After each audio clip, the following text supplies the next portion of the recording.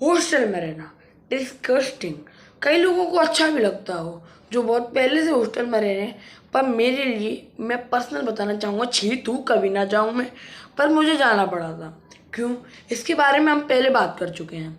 तो जब हम कैसे ना कैसे करके उधर सड़ते हुए कैदियों की तरह अपने दिन बिता रहे थे, मैस का सड़ा हुआ खाना खाकर, बहुत ज़्यादा हार्ड ट्रेनिंग कर कर हमारी हालत एकदम अधमरे लोगों की तरह हो गई थी।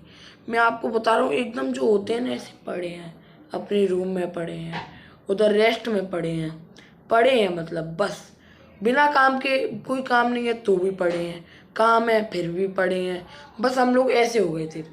पर उस समय एक भैया थे जो पुरुष नहीं थे, मैं मना कर रहा हूँ, पुरुष नहीं थे, वो महापुरुष थे। कैसे, वो मैं आपको बताता हूँ।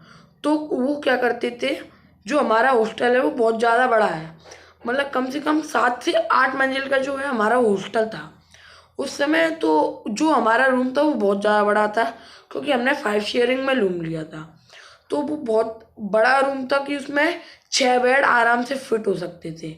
और फिर भी एक मतलब गली टाइप की, छोटी सी गली क्या कह रहा हूँ, थोड़ी सी जगह निकलने की, और एक वार्डरोब मतलब कि अलमारी वगैरह उसमें फिट हो जाती है। इतना बड़ा रूम था हमारा। और लेकिन उसमें डले थे सिर्फ 5 बेड, और हम लोग रह रहे थे 5। तो फिर वो भैया थे, उनका नाम नहीं लेता मैं, पर वो हमारे साथ ही रहते थे। बिना उसकी जो रेंट था, जो हॉस्टल का, वो बिना रेंट पे किए वो हमारे साथ ही रहते थे। पर हमें पर्सनली कोई प्रॉब्लम नहीं थी, क्योंकि वो भी मुरैना के थे और वो बहुत अच्छा खेलते थे, और खाने की भी कोई टेंशन नहीं थी। जो हमारा मैस था वो हमारे हॉस्टल से थोड़ा सा दूर था, तो हम मैस जाते, थोड़ा सा खाना तो पनीर वगैरह में रख के उनके लिए हम ले आते थे। फिर वो इतना अच्छा खेला उनने कि जो सर थे उनका नाम मैं भूल गया हूँ, वरना वो TPL टाइकोंडो प्रीमियर लीग, उसके लिए वो सेलेक्ट हो गए थे। उसके लिए वो सेलेक्ट हो गए, फिर वो गए राजस्थान, और वो टीम के लीडर भी बन गए। फिर उनकी टीम जीती भी थी। पर फिर वो फिर वापस आए, तो फिर उन्हें पता चला, वो रात को हमारे यहीं पे रुके थे, रात को भी वो हमारे यहीं सोते थे। फिर अचानक से जो जिनका ये हॉस्टल था वो आ गए, उन्होंने रूम चेक किया।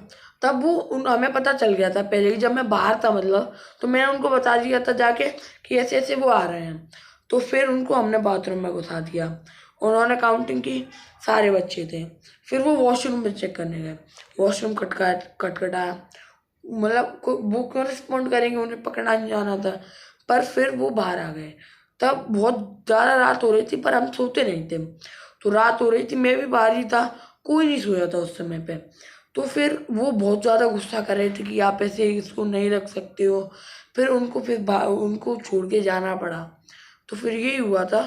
तो मैं आपको एक चीज़ कहना चाहूँगा कि ऐसे कभी मत करना, कि बिना रेंट वगैरह दिए कहीं पे रहना, ये बहुत गलत चीज़ होती है।